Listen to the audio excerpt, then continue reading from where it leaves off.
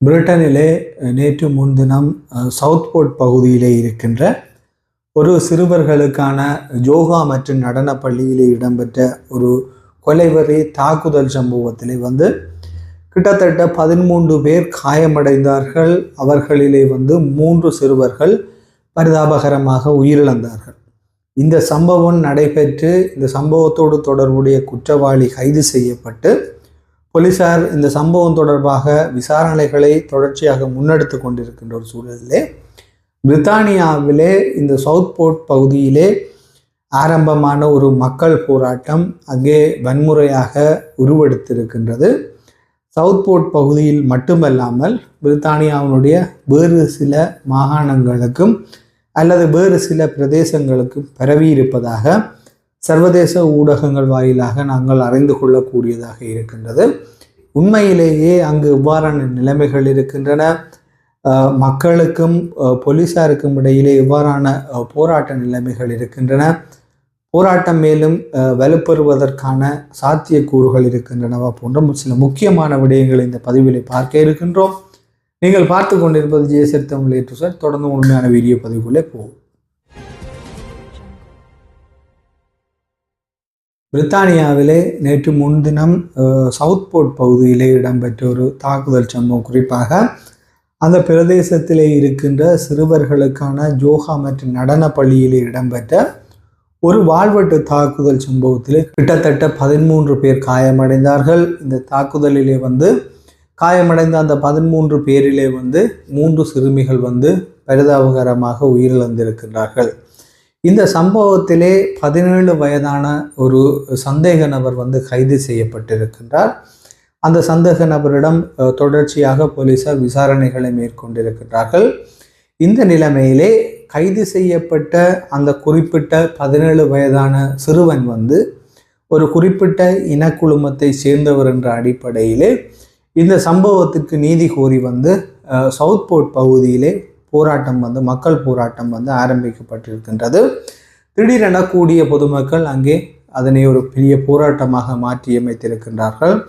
அங்கே வன்முறை சம்பவங்களும் இடம்பெற்றிருப்பதாக கூறப்படுகின்றது. குறிப்பாக ஒரு பள்ளிவாசல் மீது தாக்குதல் நடத்தப்பட்டிருக்கின்றது. வாகனங்கள் தீவிடப்பட்டிருக்கின்றன. குறிப்பாக 50க்கும் மேற்பட்ட போலீசார் இந்த வன்முறை சம்பவங்களை காயமடைந்திருப்பதாக சர்வதேச ஊடகங்கள் வாயிலாக அறிந்து கொள்ளக்கூடியதாக இருக்கின்றது. அதே போல இந்த போராட்டத்திலே ஈடுபட்டிருந்த சுமார் 100க்கும் மேற்பட்டவர்கள், 100க்கும் மேற்பட்ட சந்தேக நபர்கள் கைது செய்யப்பட்டிருப்பதாக கூறப்படுகின்றது.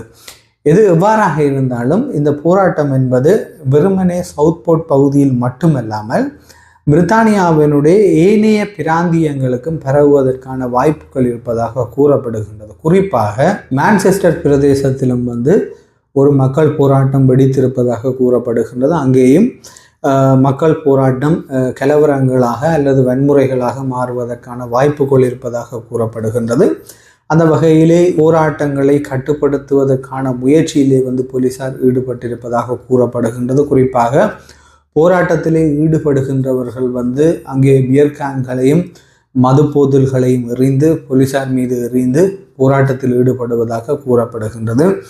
இந்த போராட்டம் பிரிட்டன் முழுவதும் பரவுமா, 3 சிறுமிகளுக்காக பிரிட்டன் முழுவதும் மக்கள் ஒரு ஆர்ப்பாட்டத்தில் குதிப்பார்களா என்ற கேள்விகள் எழுந்திருக்கின்றது. குறிப்பாக இந்த கைது செய்யப்பட்ட அந்த 17 வயதான கொலையாளி மீது 3 கொலை குற்றச்சாட்டுகளும் 10 கொலை முயற்சி குற்றச்சாட்டுகளும் சுமத்தப்பட்டு அவர் தொடர்பான விசாரணைகளை போலீசார் முன்னெடுத்திருக்கின்றார்கள். எனினும் அந்த சிறுவன் தொடர்பான எந்த விதமான தகவல்களையும் அவர் போலீசார் தெரிவிக்காத சூழலிலே அவர் பிரிட்டனிலே பிறந்தவர் என்ற தகவலை மட்டும் போலீசார் தெரிவித்திருக்கிறார். இந்த தகவல் தெரிவித்த விடயம்தான் மக்கள் மத்தியிலே ஒரு உள்ள கிளர்ச்சியை ஏற்படுத்தி இந்த போராட்டத்திற்கு வழிவகுத்திருப்பதாக கூறப்படுகின்றது. காரணம் என்னென்று சொன்னால், அந்த சவுத்போர்ட் பகுதியிலே அந்த தாக்குதல் நடைபெற்ற இடத்திலிருந்து தலையை மூடி அல்லது முகத்தை மறைத்து அந்த போலீசார் அங்கே கொண்டு சென்றதாகவும், அதற்கு முன்னர் தாக்குதல் நடத்த வந்த போதும் அந்த சிறுவன் முகத்தை மறைத்திருந்ததாகவும், அதனால் அந்த சிறுவன் தொடர்பான எந்த விதமான அடையாளத்தை தங்களால் காண முடியாது போனதாக அந்த சம்பவத்தை நேரடியாக பார்த்தவர்கள் தெரிவித்திருக்கின்றார்கள். இந்த அடிப்படையை வைத்துக்கொண்டு இந்த தாக்குதல் சம்பவத்தின் பின்னால் குறிப்பிட்ட ஒரு இனக்குழுமத்தினர் அல்லது குறிப்பிட்ட ஒரு சமூகத்தினர் இருக்கலாம் என்ற அடிப்படையிலே அங்கே வன்முறை வெடித்திருக்கின்றது. அங்கே கொல்லப்பட்ட 3 சிறுமிகளுக்கான நீதியை வேண்டி. இந்த நிலைமையிலே இடிஎல் என்ற அமைப்பைச் சேர்ந்த சிலர் தான் அந்த கொலையாளியான 17 வயது சிறுவன் தொடர்பான மிக தவறான தகவல்களை பரப்பி அங்கே ஒரு இனமுறுகலை ஏற்படுத்துவதற்கான முயற்சிகளை மேற்கொண்டிருப்பதாக போலீசார் தரப்பிலே ஒரு குற்றச்சாட்டு முன்வைக்கப்படுகின்றது. இந்த சம்பவம் தொடர்பாக தொடர்ச்சியாக விசாரணைகள் இடம்பெற்று கொண்டிருக்கின்ற நிலைமையிலே உண்மை மிக விரைவிலே வெளியாகும் என்று நம்பப்படுகின்றது. இதுதான் இன்றைய பதிவினுடைய பிரதான விடை. நாளை மேலும் ஒரு வீடியோ பதிவில் சந்திப்போம். நன்றி, வணக்கம்.